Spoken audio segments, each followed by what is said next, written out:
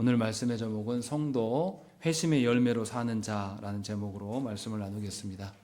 우리는 도르트 신조 셋째 넷째 교리를 읽어가고 있습니다. 셋째 넷째 교리 8조부터 10조까지에서는 하나님의 부르심에 대해서 배웠습니다. 하나님께서는 모든 사람을 진지하게 진심으로 부르십니다. 그러나 모든 사람들이 하나님의 부르심에 응답하는 것은 아닙니다. 어떤 사람들은 하나님의 부르심을 듣고도 반응하지 않지만 또 어떤 사람들은 하나님의 부르심을 듣고 반응을 합니다. 즉 부르심에 반응하지 않는 것은 그들이 자신의 악한 그대로 있기를 원하기 때문이고, 부르심에 반응하는 것은 하나님의 은혜라고 우리는 고백을 했습니다. 이어지는 오늘 11조에서는 구원의 서종 중에서 회심을 고백합니다. 그리고 다음 주에 이어지는 12조와 13조에서는 중생에 대해서, 14조에서는 믿음에 대해서 고백을 하고 있습니다. 여기서 독특한 점은 뭐냐면, 현대신학에서 구원의 서정을 이야기할 때는 부르심 이후에 중생이 있고 회심에 대한 순서로 해석을 합니다. 그런데 도르트 신조는 부르심 이후에 뭘 이야기한다고요? 회심을 이야기한 이후에 뭘 말합니까? 중생을 고백합니다. 순서가 뒤바뀌어 있어요. 현대신학의 개념과 약간 다르게 설명을 하고 있습니다. 왜 이렇게 하는 것일까요?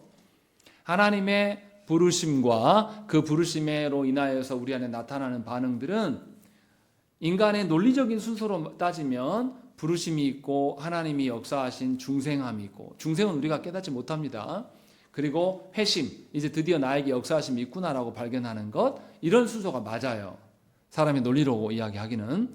그러나 하나님께서 역사하시는 측면을 생각하면 한 사람에게 부르심과 중생과 회심을 명확하게 구분짓기가 어렵습니다. 왜냐하면 이 모든 것이 한꺼번에 이루어지는 것이고 하나님의 주권 하에 있는 것이기 때문에 명확하게 구분짓기가 어렵습니다. 그래서 이 구원의 서정을 이야기할 때에 순서를 절대적이다라고 말할 수는 없습니다.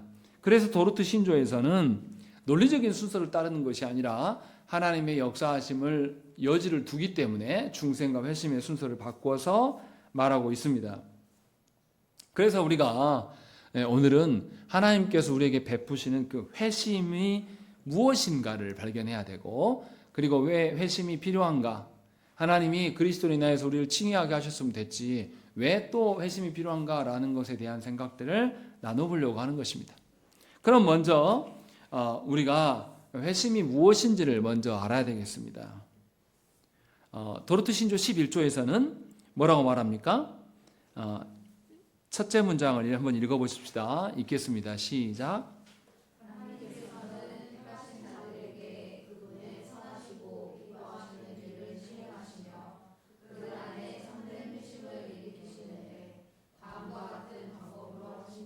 예, 하나님께서는 기뻐하시는 방편으로 택한 자들에게 회심을 일으키신다라고 이렇게 말씀을 합니다. 그런데 잘 보면 그냥 회심이라고 안 하고 뭐라고 되어 있습니까? 참된 회심이라고 밝히고 있습니다. 그리고 중간에 쭉 읽어가다 보면 뭐라고 말하냐면 우리의 의지에 새로운 자질들을 주입하십니다 이렇게 말해요. 아래서부터 한 7번째 주, 6번째 주 보시면 할례받지 않은 마음에 할례를 행하시고 그의 의지에 새로운 자질들을 주입하십니다. 이렇게 말씀해요. 그러니까 뭔가 하나님의 구원하심이 우리 안에 어떤 영향을 끼치고 있고 그것이 회심으로 드러나는 것을 지금 말하고 있는 거예요. 그런데 회심을 오해하는 사람들이 있다는 거죠. 그래서 참된 회심이다라고 강조를 하고 있는 것이에요. 그러면 우리가 무엇 때문에 회심에 대해서 오해를 할까요? 이 부분을 우리가 생각을 해봐야 됩니다. 하나님의 구원에 대해서, 우리가 하나님 부르심에 대해서 계속 설명해 왔는데 거기에서 가장 큰 오해는 무엇이었습니까? 하나님께서 누구는 구원하고 누구는 구원하지 않는다 이렇게 말하는 것에 대해서 사람들이 어떻게 생각합니까? 불공평하다. 하나님은 왜 누구는 혜택을 주고 누구는 안 주냐, 이런 식으로 생각하는 분들이 참 많다고 했습니다. 교회 안에도 이런 생각들을 가진 분들이 있습니다. 왜 이렇게 생각합니까? 하나님께서 우리를 죄로부터 구원을 하셔요. 그런데 이 죄에 대해서 우리가 착각하기 때문에 그래요. 죄 짓는 것을 잠깐 실수하는 것 정도로 우리는 생각을 합니다. 그런데 인류가 죄를 짓는다라는 것은 뭐냐면 끊임없이 죄를 반복하여서 짓는 것을 이야기를 합니다. 하나님을 그냥 잠깐 떠나 있는 것이 아니라 하나님을 떠난 이유는 뭐냐면 끊임없이 하나님 앞에 저항하고 하나님께 대적하기 위하여서 떠나간 상태, 이것이 죄된 상태입니다. 그러니까 죄된 상태라는 것은 하나님의 부름에 한두 번 응하지 않거나 깜빡하거나 실수하는 정도가 아니라 죄 가운데 놓여있다는 것은 온 힘을 다해서 하나님께 저항하고 하나님 향하여서 대적하고 있는 그런 상태를 죄의 상태라고 이야기를 합니다. 마치 뭐하고 똑같냐면 제가 유튜브에서 봤는데 환경론자들이 이제 지구에 있는 많은 생물들이 사람이 버린 쓰레기로 인해서 고통받는단 말이에요. 그래서 어떻게 하냐면 야생 동물들에게 그 쓰레기에 매여 있는 애들을 풀어주려고 애를 씁니다. 그래서 어떻게 하냐면 이 낚싯줄이 목에 칭칭 감겨가지고 파고 들어가요. 여기 목에 그런 물개가 있으니까 그 물개를 잡아가지고 이거를 끊어내는 작업을 합니다. 근데 이 물개를 이 사람들이 몰아서 잡으려고 하면 개만 잡으려고 하잖아요. 그럼 물개가 어떻게 합니까?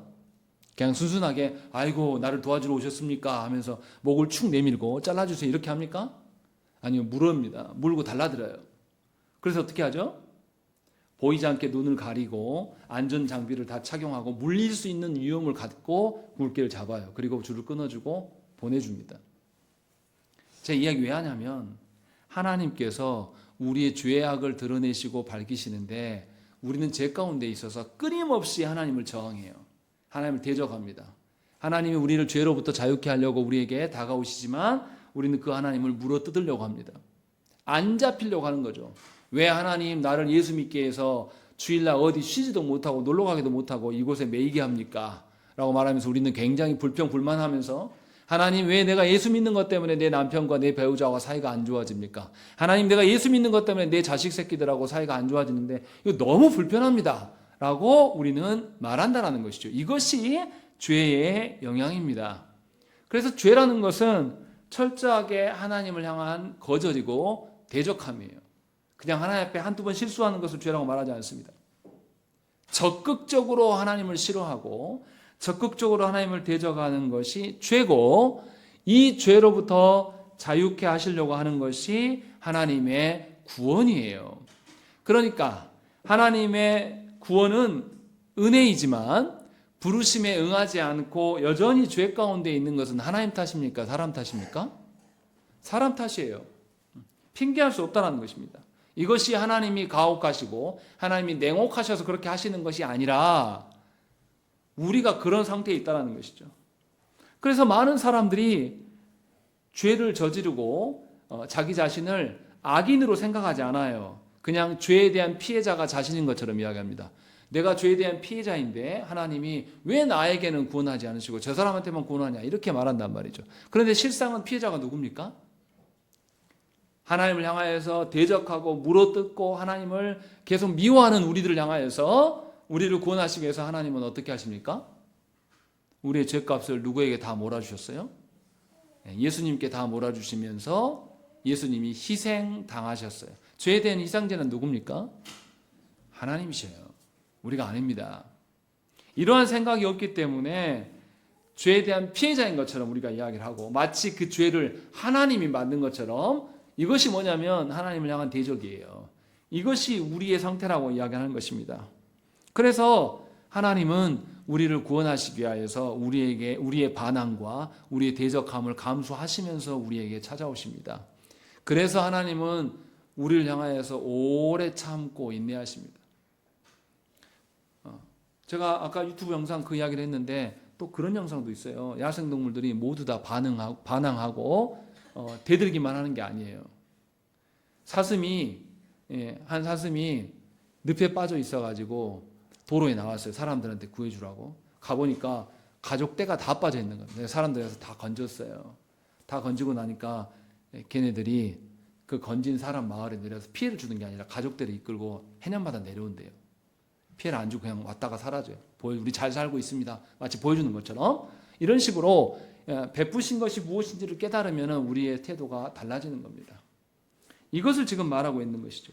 하나님께서는 그저 우리에게 일방적으로 하나님이 행하시고 가시는 것이 아니라 우리를 회심케 하심으로 말미암아서 하나님의 의도와 뜻이 무엇인지를 우리에게 알게끔 하신단 말이에요.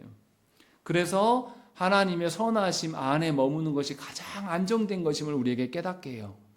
이것이 회심이라는 거죠. 이러한 회심의 과정 없이는 우리 스스로 우리가 하나님의 선하신 뜻을 알 길이 없어요. 그래서 하나님의 손길대로 살아가고 하나님의 말씀하신 대로 살아가는 것이 아니라 회심하지 않은 성도는 교회 안에 오래 있었으나 누구 뜻대로 삽니까? 자기 자신의 뜻대로. 여전히 누가 주인인 채로 자기 자신이 주인, 자신이 계획한 대로 하나님의 때를 기다리기보다는 누가 정한 때를, 자기가 정한 때로 살아가기 때문에 어때요? 급하고 분주하고 하나님과 무관한 삶을 살아가면서 항상 어떻습니까? 내 뜻대로 안 되니까 어떻게 해요? 애통이 터지는 거죠. 이것이 신자의 삶이냐, 이것이 참된 성도의 삶이냐고 말할 때는 성경은 아니라고 말씀합니다. 하나님은 분명하게 당신의 구원과 당신의 어떠함을 우리에게 깨닫게 하셔요. 우리의 지성을 여시고, 우리의 지성을 여심과 동시에 우리의 정서가, 전에는 세상의 어떠함으로 위로를 받고 세상의 어떠함이 최고의 기쁨인 줄 알았는데 하나님의 어떠함으로 인하여서 우리의 감정 상태가 바뀌게 하십니다. 그것뿐만 아니라 이제 우리의 의지 안에 의지를 고치셔서 하나님의 것들을 행할 수 있도록 하나님께서 새로운 자질들을 우리에게 부어주시는 것이 뭐라고요? 회심이라고 성경은 말합니다.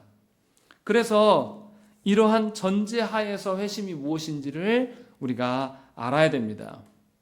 회심은 하나님께로 돌이키는 거예요. 죄 가운데 범벅이 되었던 죄의 삶에서 이제 하나님의 방식으로 돌아서는 것입니다. 그렇기 때문에 회심은 반드시 변화가 있는 겁니다. 개혁이 있게 돼 있는 거예요. 종교개혁자들이 개신교를 바라보면서 뭐라고 했습니까? 교회는 항상 개혁되어야 된다라고 말씀해요. 여기서 잘 보세요. 뭘 개혁시키라고요? 교회라고 말합니다. 조국교회 10월 27일 날 모여서 뭘 개혁시키려고 합니까? 국가를 자기들이 개혁시키려고 해요. 그런데 우리의 종교 개혁자 선배들은 누구를 개혁하라고요? 교회를 개혁하는 자가 교회라고 말합니다. 우리 보고 국가를 정복해가지고 이 땅 모두를 교회가 다 점령해가지고 선한 영향력으로 뭐 바꾼다 이런 생각, 헛생각을 갖고 있어요. 근데 성경은 그렇게 말씀하지 않는단 말이죠. 뭘 개혁하라고요? 교회 자체. 교회 자체의 개혁의 출발은 회심이에요. 성도가 그냥 여기 교회 안에 머물러 들어와 있다고 해서 끝난 게 아니라 이 말이에요. 들어와 있으면 하나님의 뜻이 무엇인지, 하나님이 원하시고 기뻐하시는 삶의 방식이 무엇이고, 하나님이 우리를 어디를 향해서 데려가시며 하나님께서 그 데려가시는 방편을 어떤 방식으로 사용하시는가 라는 것을 알아야지만 하나님의 인도하심을 따라가는 겁니다. 그래서 하나님을 따라가기 위해서는 두 가지가 필요해요. 기존에 내가 살아왔던 방식이 잘못됨을 알아야 됩니다. 이걸 뭐라고 말합니까? 회개라고 말해요. 그리고 이제는 내가 정한 것이 아니라 누가 정한 것, 하나님이 정하신 대로 내가 따라가는 것을 뭐라고 합니까? 믿음이라고 이야기를 합니다. 그래서 회심은 회개와 믿음을 동반합니다. 나의 과거에 옛된 거짓된 것들을 버리는 것, 회개하는 것. 회개했으면 더 이상 그 길로 돌아가지 않는 거예요. 그리고 하나님께서 새 길을 열어주시는 것을 믿고 신뢰하는 그 믿음을 따라가는 것, 이게 동반된 것이 회개라고 말하는 거예요. 이런 건 안 통해요. 우리가 회개한답시고 와서 죄 짓고 나서 하나님께 와서 하나님 잘못했어요, 벌하지 말아주세요 해놓고 다시 가서 그 일을 또 해요. 회개한 겁니까? 안 한 겁니까? 회개하지 않는 겁니다. 근데 그것을 이용해 먹는 종자들이 있어요. 와서 주여 주여 하고 눈물 콧물 다 해요. 이거 왜 뺍니까? 처벌 안 받으려고. 할 때는 자기 할 때는 다 해먹고 나서 이제 처벌 안 받으려고 기도하는 것. 지금 명태균 씨가 그러지 않습니까? 대통령 부부하고 별 논의를 다 해놓고 자기 권한이 없어요. 근데 그래서 대통령 부부하고 녹취된 것들 이 수사 들어가기 전에는 자기가 다 까발리겠다고 이렇게 했다가 정작 수사가 들어가서 검찰에 갔다가 나오니까 태도가 어떻게 바뀌었습니까? 큰 소리 쳐요. 녹취록 그런 거 없다 하면서 태도 뭐 한 거죠? 검찰에 들어가서 합의를 본 거예요. 합의. 어떻게 하면 처벌 안 받겠는가. 합의를 보고 나와서 다시 큰 소리를 치는 겁니다. 일개 국민이 대통령과 하는 논의하고 그것이 반영되는 것 자체가 뭐죠? 국정농단이에요. 근데 그런 짓을 하고 있고 기자들 앞에서 호통치고 오히려 기자들에게 너 고소하겠다라고 이야기한단 말이에요. 뭔가 당당해져 버린 거죠. 왜 그게 됩니까? 처벌 안 받으니까요. 신자가 하나님 앞에서 그것을 회개랍시고 하는 분들이 있어요. 내내 범죄하며 살아가면서 회개 기도 끝나고 나서 또 다시 그 일을 할 거예요. 그러면서 회개했다고 말하는 분들이 교회 안에 참 많습니다. 그건 회개가 아니에요. 그것은 회심한 것도 아니에요. 분명하게 우리는 이것을 구별해야 됩니다. 회심하는 사람들에게는 하나님께 돌아가는 일이 있습니다. 회심하기 전에는 하나님으로부터 도망하려고 합니다. 그런데 회심한 이유는 하나님과 함께 살아가려고 합니다. 회심하기 전에는 하나님의 진노 가운데 살면서도 하나님의 진노인지를 몰라요. 그러나 회심한 신자는 이제 하나님의 진노가 무엇인지를 발견하게 돼요. 그래서 죄를 미워하고 죄에 대해서 죽이려고 하는 태도로 갖게 되는 거죠. 이것이 회심한 신자에게 나타나는 현상이에요. 그래서 하나님과의 화해가 있고 하나님과 교제를 꿈꾸면서 살아가는 것이 회심한 신자에게 드러나는 현상입니다. 그래서 이제는 다른 길을 쫓지 않고 그리스도께서 보여주신 그 고난의 길, 주님이 우리를 위하여서 고난당하신 그 길이 다른 누구의 길이 아니라 바로 내 길이구나 라고 생각하면서 그리스도의 남은 고난의 길을 따라가는 겁니다. 그리스도의 남은 고난의 길을 따라간다는 말을 오해하시면 안 됩니다. 그리스도께서 뭐가 부족해가지고 고난을 남겨놓으시다 그 뜻이 아니라 그리스도께서 성부를 사랑함으로 고난받은 그 뉘앙스의 삶을 우리도 살겠노라 라고 말하는 것이에요. 이것이 회심한 자의 생각입니다. 그래서 회심한 사람은 생각 자체가 달라져 있습니다. 전에는 육신의 삶을 사람들 앞에서 내 이름과 내 명예를 위하여서 살아갔어요. 그런데 회심한 자는 이제는 그 명예를 벗어 던지고 누구 앞에서 살아가는 거죠? 하나님 앞에서 하나님의 방식을 배우려고 하는 겁니다. 그래서 사람들이 뭐라고 짓거려도 흔들리지 않아요. 사람들의 동의가 있고 사람들의 알아줌, 사람들이 인정해주는 그 욕구에 시달리지 않습니다. 하나님이 보시기에 합당한 것, 하나님이 나를 기억해 주시고 나에게 손 내미시는 것으로 충분히 만족하다고 생각을 하는 거예요. 그래서 그 사람은 전체적인 생각이 전환이 됩니다. 죄에 대한 생각이 바뀌어요. 전에는 죄를 사랑했고 죄가 주는 그 달콤함, 그 쾌락이 좋았어요. 그런데 회심한 이후에는 죄를 미워하게 됩니다. 또 어떻습니까? 지난날 내가 죄와 뒤범벅되어서 이게 죄인지 뭔지 몰랐던 그런 삶을 애통해요. 부끄럽다. 말하지 못한단 말이에요. 그것이 기쁨이고 자랑인 사람은 어떻게 하겠습니까? 우리 옛날 이야기 많이 하잖아요. 아빠가 군대에 있을 때 해병대 사령부에 가서 뭐 어떻게 살았어. 그 자랑이라고 생각하는 사람은 그걸 말합니다. 그런데 군대가 너무 힘겹고 눈물이 나는 날들이었고 다시는 기억하고 싶지 않으면 그때 이야기를 말하겠습니까? 말하지 않는 거죠. 회심한 신자에게는 이렇게 죄 가운데 있었던 자기 자신에 대해서는 무엇보다도 슬퍼하는 거예요. 또한 현재에 깨닫지 못하고 죄에 범벅되어 살아가는 영혼들을 보면서 안타까워하는 거예요. 애통해하는 마음이 생기는 거예요. 이게 죄에 대한 관념이 바뀌는 겁니다. 그래서 하나님께서 부어주는 새로운 정체성으로 우리가 살아갈 수가 있게 되는 것이에요. 그래서 이러한 변화가 계속 지속됩니다. 회심은 한 번 턴하는 건 맞지만 턴한 이후에 마음이 전환된 이후에 전환된 삶으로 꾸준히 살아가는 것이 회심한 자의 삶이에요. 그래서 신앙생활은 뭐라고 말합니까? 단회적이고 단번에 되어지는 게 아닙니다. 신앙생활은 하나님이 부르시는 그날까지 계속 지속되어지는 거예요. 어떤 식으로 지속되는 거예요? 그리스도와 늘 교제하고 일생일대에 늘 하나님과 함께 걸어가고 우리의 삶 전체가 누구를 반영하는 그리스도를 반영하는 삶으로 하나님께 지속된 삶이 드러나는 것입니다. 그래서 회심한 자에게는 반드시 뭐가 드러나냐면 성화의 삶이 함께 동반됩니다. 성화되지 않는 자는 회심한 자라고 말하기 어려워요. 이것이 회심의 개념입니다. 이처럼 회심은 한 사람을 엄청나게 바꿔놓는 거예요. 세상 사람들은 이걸 이해하겠습니까? 못하겠습니까? 절대 이해하지 못해요. 왜 못하겠습니까? 하나님의 기준과 하나님의 명령을 세상 사람들이 알아요, 몰라요? 모른단 말이에요. 제가 전에 말씀드렸지 않습니까? 제 고등학교 동창 아버지가 학교 선생님이었는데 사람 그렇게 좋아했어요. 그런데 어느 날 예수 믿고 나서 자기 아버지가 모든 친구를 정리를 다 해버렸대요. 그러니까 안 만난대요. 그 친구가 저한테 그래서 우리 아버지 참 이상하다. 그분이 교회 장로님이었는데 우리 아버지 참 이상하게 살아야 저한테 그 말 하더라고요.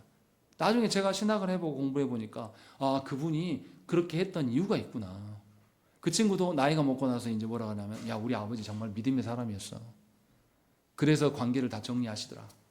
친구들을 남겨놓으면 자기의 삶이 바뀔 수 없기 때문에 그걸 다 정리하셨다라는 걸 내가 나중에 믿음의 눈으로 보니까 이해가 되더라. 그런 이야기를 한다는 거죠. 이렇게 회심하는 것은 영적으로 죽어있던 상태에서 살아있는 상태로의 전환이에요. 그래서 삶의 목적이 바뀝니다. 또 살아가는 방편도 하나님의 말씀에 근거해서 전환되어져 가는 것입니다. 우리가 잘 기억해야 될 게 교회가 해야 될 일은 하나님의 보시기에 합당한 일을 하는 거예요. 우리가 판단했을 때 그럴싸한 일을 하는 게 아니라 하나님의 보시기에 합당한 일로 전환시켜 나가는 것이 교회의 방편이 되어야 한다는 것이죠. 성도의 방편이 되어야 한다는 것이죠. 이것이 회심한 자에게 드러나는 현상입니다. 그러면 회심이 왜 필요하냐 이 말이에요. 우리 다 구원받아서 교회에 와 있다고 생각하는데 회심이 왜 필요하냐라는 것이죠. 우리는 인생의 목적과 인생의 살아가는 방편을 달리하는 자들을 향해서 뭐라 그러냐면 언약 백성이라고 이야기를 합니다. 아무나 다 언약 백성이라고 부르는 것이 아니에요. 그런데 언약 백성이라고 불리우는 교회 안에 여전히 아직도 회심하지 않는 사람들이 존재합니다. 여전히 인생의 목표를 바꾸지 않았어요. 여전히 인생에 살아가는 방식도 하나님 명하신 방식들을 채택하며 따르지 않습니다. 조국 교회 안에 이러한 분들이 참으로 많아요. 왜 많냐면 교회가 회심하였는지 회심하지 않았는지를 점검하지 않고 회심한 자들을 세워가는 일에 열심을 내지 않은 결과이기 때문입니다. 바울은 그래서 고린도 성도들에게 권면합니다. 고린도후서 13장 5절 말씀에 너희는 믿음 안에 있는가 너희 자신을 시험하고 너희 자신을 확증하라. 예수 그리스도께서 너희 안에 계신 줄을 너희가 스스로 알지 못하느냐. 그렇지 않으면 너희는 버림받은 자니라 라고 바울은 분명하게 이야기를 합니다. 자기 자신을 시험하고 확증해야 돼요. 하나님의 말씀하신 것 안에서 내가 존재하고 하나님 말씀하신 것을 지켜내기 위해서 내가 죄에 대해서 저항하고 싸우고 있는가? 이것을 확인하지 않으면 우리는 죄의 노예가 되어버립니다. 죄된 본성이 다시 살아나서 우리가 지었던 죄를 덮으려고 해요. 자꾸 가리우려고 합니다. 그리고 죄 짓는 사람들이 많아져요. 그럼 이제 우리가 뭐 합니까? 쉽잖아요. 저 어렸을 때 동성애가 흔한 일이었습니까? 아니, 없었어요. 있었는데 감춰져 있었겠죠. 그런데 동성애자들이 막 TV에 하리수 그 정신 나간 인간이 TV에 막 나오면서 희화화시키고 동성애자들이 숨어있던 애들이 여기저기 막 나누면서 봐라 얼마나 많냐. 그러면서 이제 뭐 이야기합니까? 동성애 차별하지 마. 우리 합법이야. 우리도 사랑이야. 라고 말하면서 합법화 시킨단 말이에요. 제가 무슨 말을 하려고 하냐면 처음에는 죄가 작을 때는 죄를 자꾸 덮어 숨기려고 해요. 그런데 죄 짓는 나와 동류가 많아지면 어떻게 됩니까? 이 사람들이 연대를 해서 뭐 이야기합니까? 합법화 시키는 거예요. 이게 죄된 본성입니다. 이러한 일이 교회 안에 실제로 있어요. 그러니 우리는 어떻게 해야 됩니까? 죄에 대해서 아예 시작부터 뿌리를 뽑아버려야 돼요. 그렇지 않고 여전히 죄를 지키려고 하고 죄를 덮으려고 하고 죄를 합법화시키려고 하는 사람을 에스겔 선지자는 뭐라 그러냐면 돌처럼 굳어진 마음이다 라고 이야기해요. 하나님의 말씀을 부어도 듣지 못한다 라고 이야기하는 것이죠. 그래서 죄의 영향력 하에 있는 자들은 중립적이지 않습니다. 항상 어디로 기울어요? 죄로 기울려 있는 상태입니다. 모든 생각과 모든 방편과 그 사람의 모든 의견들은 죄로부터 다 기인하는 것입니다. 그래서 하나님께로 나오지 않아요. 그래서 회심이 필요하다는 거예요. 하나님의 은혜로 우리가 교회 안에 들어오긴 했으나 여전히 우리는 죄에 기울어져 있는 상태입니다. 그래서 하나님께서 말씀을 통하여서 우리의 생각과 삶의 방식과 삶의 목표를 전환시키지 않으면 우리는 여전히 죄를 발전시키는 대로 힘쓰며 살아갈 수밖에 없어요. 그래서 교회가 논의하는 게 그런 겁니다. 회심하지 않은 자들이 중직자가 되면 뭘 고민합니까? 우리 교회 부흥시키려고 하는데 부흥시키려면 서로 관계가 중요하지 않습니까? 그러니 우리 다음 주일은 우리가 쉬고 체육대회 합시다. 다음 주일은 예배하지 말고, 예배만 하면 너무 지겹잖아요. 사람들의 교제도 필요하니까 예배는 9시에 후딱 모여서 해치우고 하루 종일 뛰놀고 그러면 교제합시다. 이런 논의를 한단 말이에요. 궁극적인 하나님으로부터 부어지는 것들을 제외하고 다른 것으로 교회됨을 말할 수 있다고 생각하는 일들이 교회 안에 생겨난 지가 오래됐습니다. 여러분들은 그런 교회에서 자라온 사람들이고요. 그러니까 분명하게 알아야 돼요. 우리는 중립적이지 않다. 항상 죄로 기울어져 있다는 이 사실을 인정해야지만 하나님을 따르는 데 있어서 이 모든 것들을 다 걷어내고 하나님의 은혜로만 하나님 앞에 살아갈 수 있음을 인정할 수 있게 된다는 것이죠. 이것이 회심의 필요성이에요. 그러니까 회심하지 않는 사람은 결단코 하나님의 길을 따를 수가 없어요. 하나님의 은혜로 우리의 삶의 목적을 바꾸지 않으면 하나님과 함께 거닐 수가 없는 거죠. 오늘 우리가 본문으로 삼았던 요한복음 3장에서 누가 나옵니까? 저 얼굴 보면 써져 있어요. 3장에 누가 나옵니까? 바리새인이라 하는 니고데모가 나타납니다. 그런데 예수님이 뭐라고 합니까? 니고데모에게 회심, 거듭나지 아니하면 영적인 삶이 없다라고 주님이 말씀하세요. 회심이나 거듭남 없이는 구원도 없다라고 주님이 아예 말씀하신다는 것입니다. 그런데 생각을 해보세요. 니고데모는 어떤 사람입니까? 바리새인이에요. 여러분들 바리새인 우습게 보지 마세요. 여러분들 성경 훨씬 많이 합니다. 그리고 바리새인들은 세상과 섞이지 않으려고 자기들끼리 따로 공동체를 만들어 사는 사람들이에요. 여러분 그렇게 삽니까? 안 그러잖아요. 우리는 세상 살아가는 방식대로 그대로 살잖아요. 남들이 아파트에 살면 우리도 살고 싶고, 남들이 뭐 먹으면 우리도 먹고 싶고, 남들이 휴가 가면 우리도 휴가하고 싶고, 다 그런 식으로 우리 살잖아요. 근데 바리새인들 그렇지 않은 사람들이에요. 그런데 그렇게 한 그 사람에게 주님이 뭐라 그러냐면 회심이나 거듭남 없이는 영적 삶도 없고 구원도 없다라고 주님이 말씀을 합니다. 그런데 여기서 주님이 뭐라고 말씀하십니까? 7절 말씀을 함께 읽겠습니다. 시작.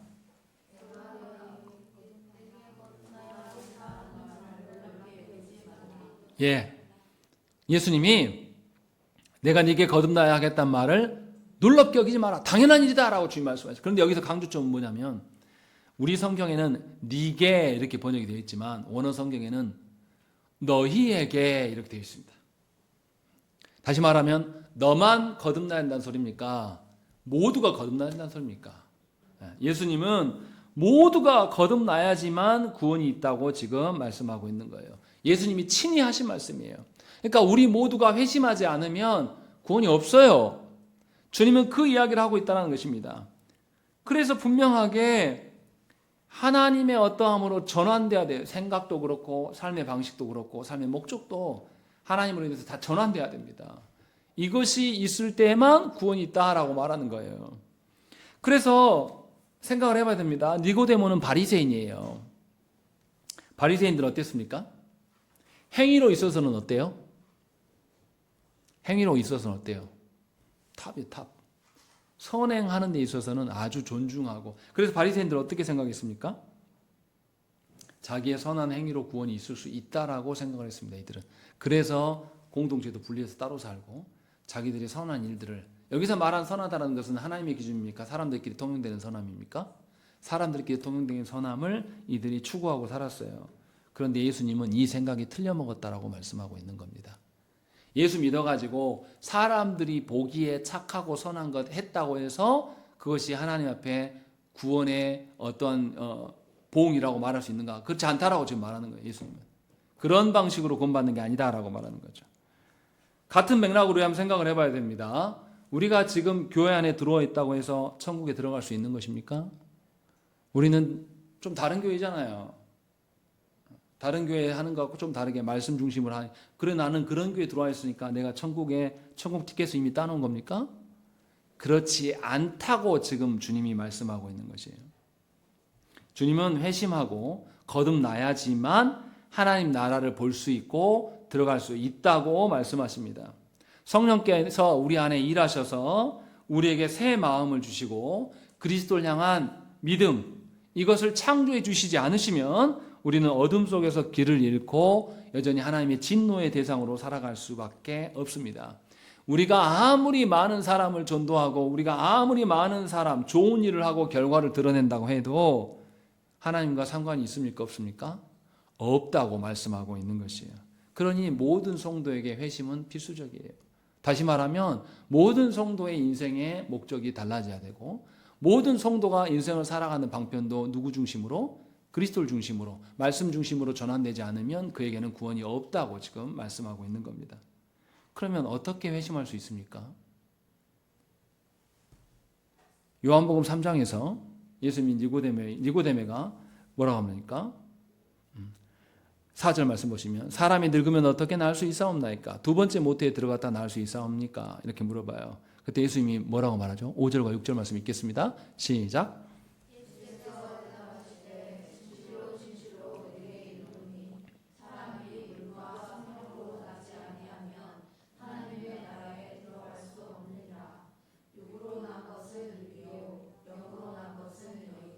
예, 뭐로 나아야 된다고요? 성령으로. 6절에 영으로 난 것 할 때 이 영이 뭡니까? 성령님입니다. 어떤 분들은 이렇게 말하는 분들이 있어요. 영적인 사람이 돼야 된다 해가지고 마치 우리가 영적인 사람이 되는 것처럼 이 부분을 해석하려고 하는데 앞에 영은 성령님 말하는 거죠. 성령님으로 난 것만이 영이 된다라고 말씀하고 있는 거죠. 그러니까 성령께서 우리에게 역사하셔야지만 우리가 회심할 수 있다고 이야기를 하고 있는 거예요. 그러니까 회심은 우리 손에 달린 게 아니라 누구 손에 달린 거예요? 성령님의 손에 달려 있다고 이야기를 하고 있는 것입니다. 그러니까 생각을 해보세요. 여러분들 아이를 임신하잖아요. 아이를 임신하면 여러분들이 정한 시간에 정한 때에 적당한 몸무게로 여러분들이 정해서 출산합니까? 분명히 생명은 내가 잉태했어요. 근데 어떻습니까? 막 갑자기 애가 나와요. 전혀 생각지 못한 방식으로. 또 애가 나올 것 같아가지고 병원 가서 기다렸는데 나옵니까? 안 나옵니까? 안 나와서 다시 집에 가는 경우도 있습니다. 이처럼 우리가 주도할 수 있는 것이 없어요. 회심도 마찬가지라고 지금 말하고 있는 겁니다. 우리가 통제하는 것이 아니라 누가 통제하신다고요? 성령께서 우리를 통제하시는 것이 회심이다라고 말하는 거예요. 다시 말하면 회심한 자는 자신의 인생의 주인이 누구라고 말씀하는 겁니까? 하나님이라고 말씀하는 거예요. 자기 뜻대로 사는 것이 아니라 하나님의 뜻대로 살아가는. 이게 어떻게 이루어지냐? 사도행전 16장 14절 말씀에 두아디라시에 있는 자색 옷갓 장사로서 하나님을 섬기는 루디아라 하는 한 여자가 말씀을 듣고 있을 때에 주께서 그 마음을 열어 바울의 말씀을 따르게 하신지라 라고 말씀하고. 언제 바뀌었다고요?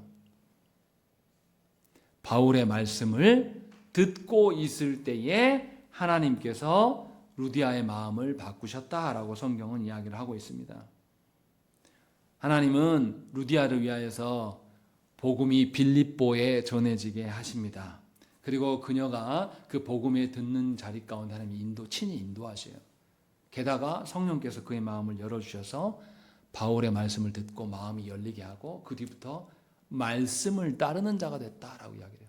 그래서 루디아가 바울의 선교지와 함께 동행하잖아요. 후원 계속하면서. 그런 일이 있다고 성경은 말합니다. 우리의 닫힌 마음으로 우리가 성경을 깨달을 수 있는 것이 아닙니다. 주님이 우리의 마음을, 닫힌 마음을 열어주셨기 때문에 우리는 이해하기 시작하고 믿을 수 있게 된 거예요. 그 사실을 우리는 기억을 해야 됩니다. 복음을 들었다고 해서 모든 사람이 회심하는 것이 아닙니다. 똑같이 복음을 들었는데 어떤 사람은 자복하고 회개하고 내가 주인이 아니라 주님이 주님입니다 라고 고백하는 자들이 있는가 하면 똑같이 말씀을 들었는데 나가서 내가 이 교회에 개척 때부터 있었어. 내가 이 교회에 이것도 헌신하고 저것도 헌신하면서 자기가 한 것을 나열하는 자들도 있습니다. 전혀 다른 거예요. 우리는 후자처럼 되기를 원하죠. 누구 앞에 가서 굽신거리고 누구 앞에서 종노릇하기보다는 누구 앞에 가서 떳떳해지기를 원해요. 그래서 뭐 합니까? 자기 이름값에 걸맞는 봉사를 하려고 합니다. 자기 떳떳하려고. 그런데 이건 회심이 아니에요. 여전히 누가 주인입니까? 자기 자신이 주인 되려고 하는 것이.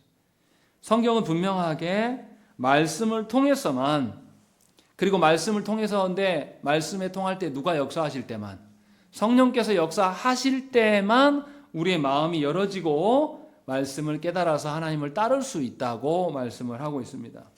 성령님만이 새로운 것을 우리에게 주십니다. 우리 안에서 우리가 스스로 뭔가 발현해낼 수 있는 것이 아니에요. 왜냐하면 우리는 하나님의 택함을 받은 자임에도 불구하고 여전히 우리 안에 뭐가 있습니까? 죄성이 남아있어요. 그 죄가 우리를 계속 하나님을 대적하게 한단 말이에요. 그래서 우리는 오류가 있습니까? 없습니까? 여전히 오류가 있습니다. 스스로 깨닫지도 못하고 순종하려는 의지조차도 하나님께서 은혜를 베푸시지 않으면 그 의지를 발휘할 수가 없는 자라고 성경은 이야기를 합니다. 그러니 하나님의 은혜로 회심한 자가 되어야 됩니다. 그래야지만 하나님이 주신 의지를 발동할 수 있는 거예요. 그런 말씀을 하시는 분들이 있어요. 목사님, 저도 성경 보려고 합니다. 저도 기도하려고 해요. 근데 안 되는데 어떻게 하라는 겁니까? 그래서 기도해야 되는 겁니다. 우리의 능력으로 원래 안 돼요. 기도 안 되니까 기도하라는 거예요. 여러분 노력으로 하라 이 말이 아니라 뭘 위해서 기도해야 되겠습니까? 성령께서 역사하셔서 이렇게 돌처럼 굳어버린 마음, 도저히 한마디도 기도할 수 없는 나의 그 저급한 상태, 나의 죄된 상태를 하나님께 다 고하고, 하나님 도우시옵소서. 나처럼 불쌍한 사람이 어디 있습니까? 하나님이 말씀을 쏟아 부어주시고 은혜의 자리로 하나님 나라 백성으로 삼으시려고 하는데 제가 너무 반응하지 않아요. 그러면서 나의 상태를 보면서 애통해하면서 기도하시라는 거예요. 그것이 우리가 해야 될 일이라는 거예요. 그런데 우리는 항상 어떻게 대변합니까? 기도가 안 돼요. 말씀 읽으려고 해도 안 됩니다. 여러분들의 무능함을 모르지 않아요. 성경에 무능하다고 말씀합니다. 역으로 이야기하면 저도 설교 준비가 항상 되는 게 아니에요. 언제는 하기 싫고 정말 떠나버리고 싶을 때가 있어요. 이번 주는 진짜 누가 대신 좀 해줬으면 좋겠다. 도저히 읽어도 마음에도 없고 깨달아지지도 않고 이럴 때는 유명한 목사니까 베끼고 싶다. 베끼면서도 마음이 아플 때도 있고 그런 마음이 든단 말이죠. 그때 우리가 하나님의 도움을 구해야 되는 것입니다. 안 되니까. 이것이 회심한 자라고 지금 말씀하고 있는 거예요. 그래서 말씀 앞에 하나님 앞에 순종하기 위하여서 기도하는 것이 회심한 자의 회심의 방편을 구하는 방식이라는 거예요. 그러니까 우리가 잘 깨달아야 됩니다. 우리 안에 선한 것이 없어요. 우리 안에 새로운 것이 나타나지 않습니다.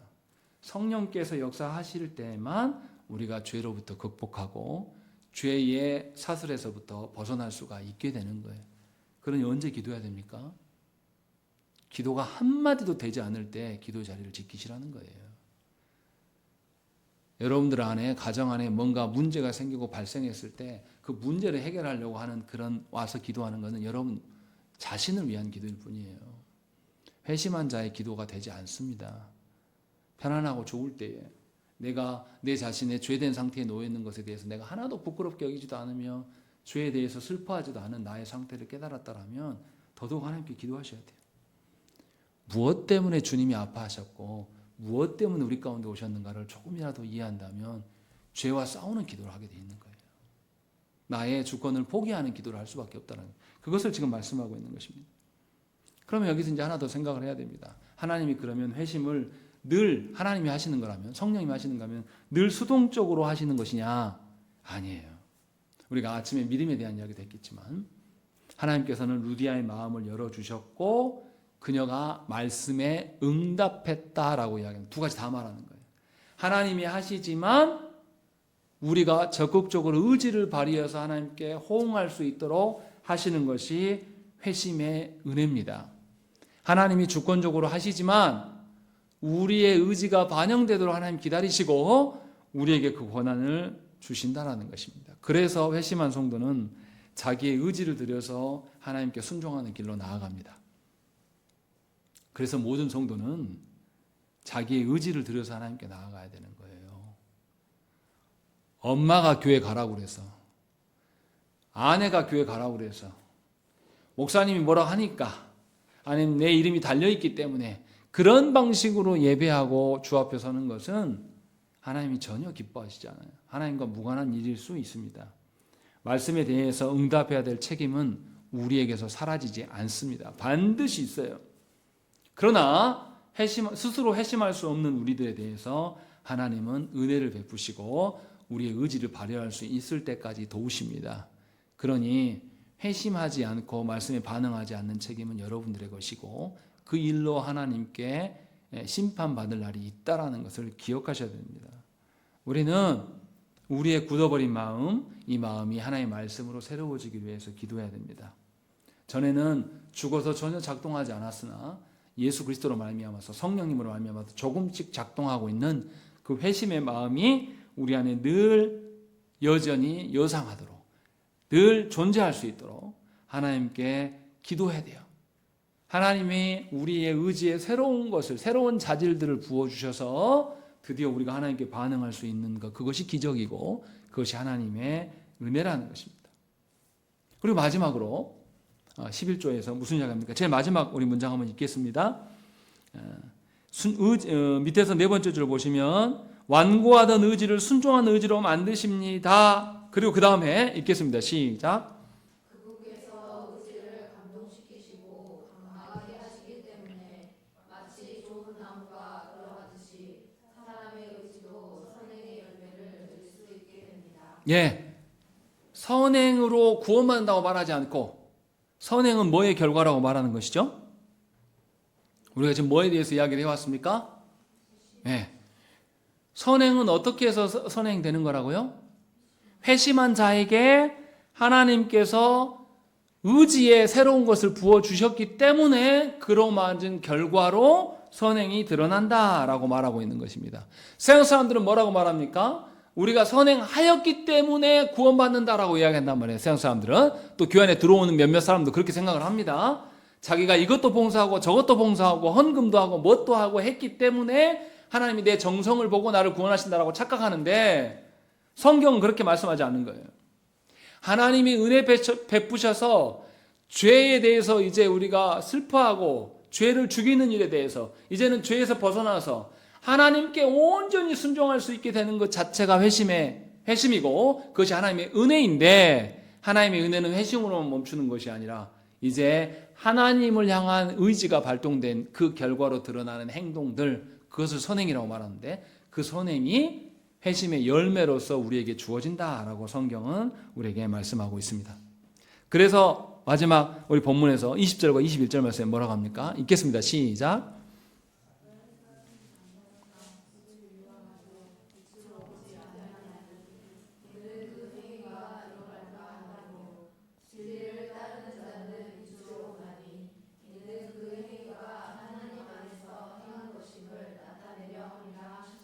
예, 분명하게 대조해서 말씀하고 있어요.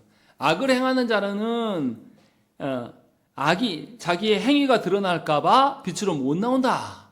그런데 진리를 따르는 자는 빛으로 나온 거예요. 왜 그러냐? 왜 나옵니까? 뭐가 드러나기 때문에. 하나님 안에서 행한 것이 나타나기 때문에 떳떳하다라는 거예요.